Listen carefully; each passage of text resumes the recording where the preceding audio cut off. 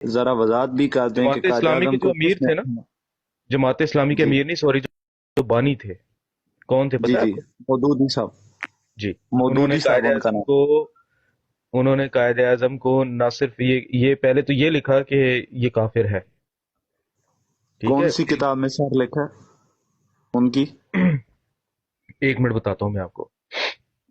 پہلے یہ لکھا کافر ہے، دوسرا یہ لکھا کہ یہ احمقوں کی جنت بنانا چاہتا ہے۔ یعنی پاکستان جب بن رہا تھا تو پاکستان کے لفظ سے نا ان کو بڑی چڑ تھی کہ جی یہ جو ہندوستان ہے نا، اس کو تقسیم کر کے پاکستان، یعنی اس میں سے پاک لوگوں کا ٹولہ الگ کر کے تو ایک پاکستان بنانا چاہتا ہے۔ اس کے اوپر نا انہوں نے طنز کرتے ہوئے کہا کہ جی یہ احمقوں کی جنت بنانا چاہتا ہے، یعنی پاکستان کو انہوں نے احمقوں کی جنت قرار دیا، اور خود بعد میں پھر اس ملک کے اندر آ کر وہ احمقوں کی جنتوں میں ہی رہنا شروع ہو گئے۔ اب یہ کل ہی میں دیکھ رہا تھا، یہ ان کا ایک اخبار نکلتا تھا، اس کا نام تھا ترجمان القرآن، شاید آپ کے جی علم میں ہوگا۔ رسالہ، جی، جی جی، رسالہ ترجمان ابھی بھی القرآن، آتا ہے۔ ان کا نا 1946 کا جو اخبار ہے نا اس کی میرے پاس صفحہ وہ نہیں ہے، مجھے کون سی جلد نہیں پتا، 153-54 وہاں نیچے ریفرنس لکھا ہوا تھا۔ ٹھیک ہے، تو میں نے کہا یہ ہو یہ سکتا ہے حوالہ ہی کسی نے کرتا پروپیگنڈا کیا ہو اس کے بارے میں نا، کیونکہ یہ جو فرقے ہوتے ہیں نا ایک دوسرے کے خلاف اس قسم کی نا باتیں ہے، کر دیتے ہیں۔ ترجمان القرآن کی۔ جی، ترجمان القرآن جی ٹھیک ہے، 1946 صفحہ 153-54 آپ دیکھیں ذرا۔ تو میں نے نا جب لکھا نا تو جناب پورا گوگل تو بھرا، پورا گوگل بھرا ہوا ہے سامنے، پتہ نہیں کس کس علماء نے کس کس نے یہ ان کا کال نا کوٹ کیا ہوا، اس کے اوپر بلاگرز لکھے ہوئے ہیں، اس کے اوپر ان کے اس فکرے کے اوپر آرٹیکل لکھے ہوئے ہیں صحافیوں نے کہ یار یہ کیسے لوگ تھے جو ہمارے پیارے قائد کو احمق کہتے رہے، اور وہ پھر یہاں پر پاکستان میں آ کر دہشت گردی کے خیالات پروان چڑھاتے رہے، اسکولوں میں کالجوں میں دہشت گردی کے خیالات پروان چڑھاتے رہے۔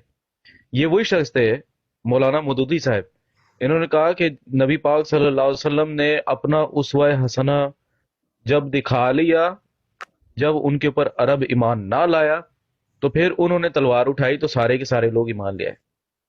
گویا کہ محمد مصطفیٰ صلی اللہ علیہ وسلم ساری عمر لوگوں کو اپنا اسوہ حسنہ دکھاتے رہے، خوبصورت سیرت دکھاتے رہے، لیکن لوگ اس سے متاثر نہ ہوئے۔ جیسے ہی حضور نے تلوار پکڑی ہے تو ویسے ہی لوگ جناب پورا کا پورا عرب مسلمان ہو گئے۔ اب یہ سیدھا سیدھا اسلام کے اوپر حملہ ہے کہ اسلام جو ہے نا وہ زور زبردستی جبر کے ذریعے تلوار کے ذریعے لوگوں کو اپنے اندر کرنے کا حکم دیتا ہے۔ یہ سیدھا سیدھا، اور یہ ان کا جو فلسفہ ہے، ان کا جو نظریہ ہے نا، یہ کالجوں میں یونیورسٹیوں میں پڑھایا جاتا ہے۔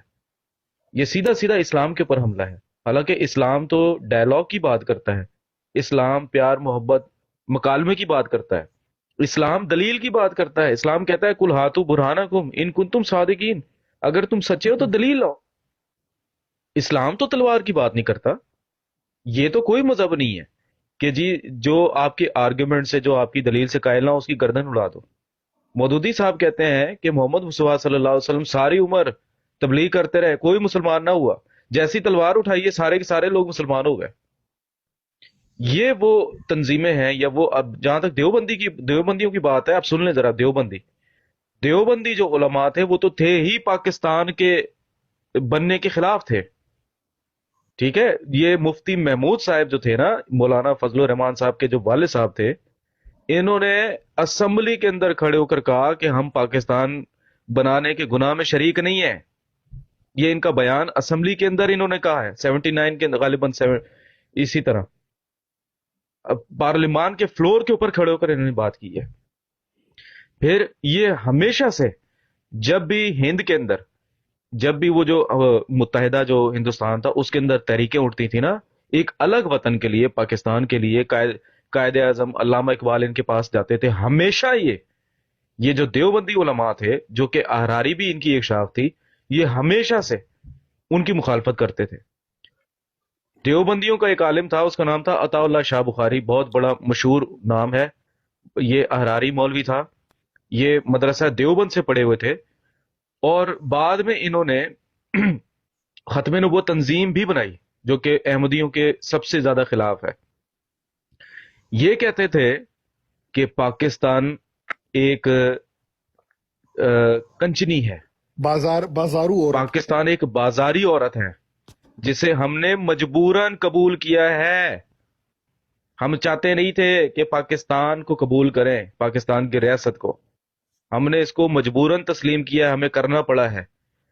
قائد اعظم کو سب سے پہلے کافر اعظم کہنے والا یہی شخص تھا، عطا اللہ شاہ بخاری، جو کہ بعد میں ختم نبوت تنظیم کا بانی بنا. یہ احراری مولوی تھے. قائد اعظم کو کافر اعظم کہتے تھے. پاکستان کے بارے میں کہتے تھے یہ پاکستان کی پے بھی نہیں بن سکتی، کو جائے کہ پورا ملک آپ بنانے کا خواب دیکھ رہے ہو. اور پلیدستان.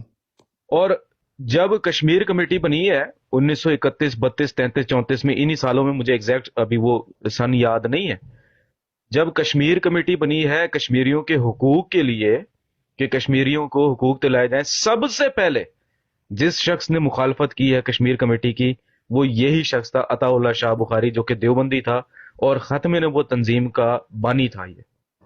اور جو گاندھی کا جو نظریہ تھا نا کشمیر کمیٹی کے حوالے سے کہ کشمیر کمیٹی نہیں بننی چاہیے، اس نے گاندھی کو بلا شرط انکنڈیشنلی اس نے سپورٹ کیا گاندھی کو کہ گاندھی صاحب جو ہے نا وہ صحیح کہہ رہے ہیں، کشمیر کمیٹی نہیں بننی چاہیے.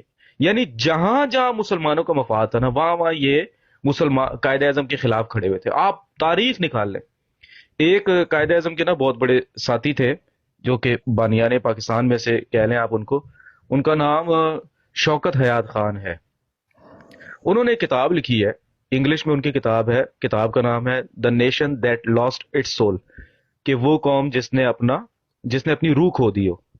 یہ اس کا ترجمہ، کتاب کے نام کا ترجمہ ہے. آپ ان کی کتاب دیکھ لیں، the nation that lost its civil.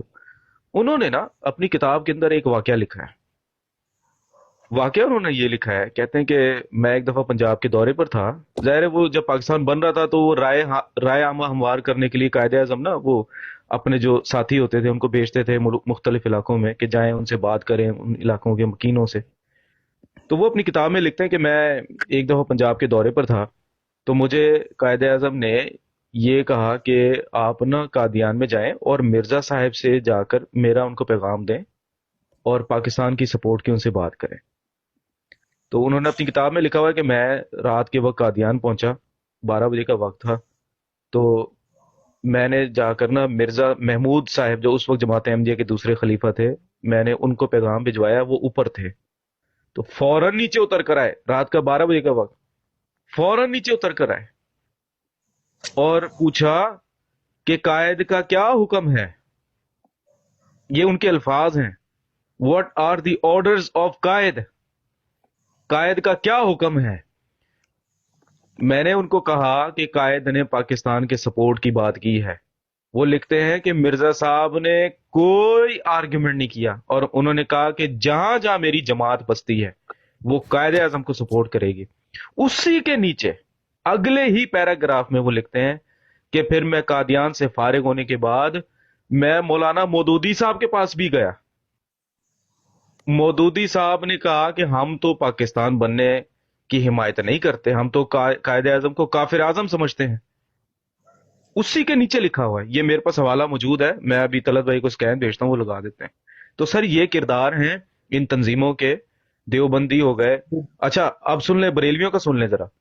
بریلویوں کے جو امام ہیں احمد رضا خان صاحب بریلوی، انہوں نے قائد اعظم کو اتنا سخت طریقے سے ان کے اوپر فتویٰ جاری کیا ہے کفر کا کہ آپ پڑھیں گے تو آپ کے اپنے رونگٹے کھڑے ہو جائیں گے. انہوں نے کہا ہے کہ جو قائد اعظم کے کفر میں شک کرے وہ بھی کافر ہے.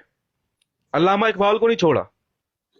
یار ہمارے ملک کا بانی قائد اعظم ایک متقی انسان، ایک نیک انسان، ایک پیارا انسان جو کہ باصول انسان تھا، جس نے کبھی بھی مولویوں کے سامنے سر نہیں جھکایا اور ہمیشہ اقلیتوں کو، ہر تنظیم کو اس نے برابر رکھا. ہندو ہوں، کرسچن ہوں، احمدی ہوں، کوئی بھی کسی بھی مسلک کے ہوں، اس نے کبھی فرق نہیں کیا.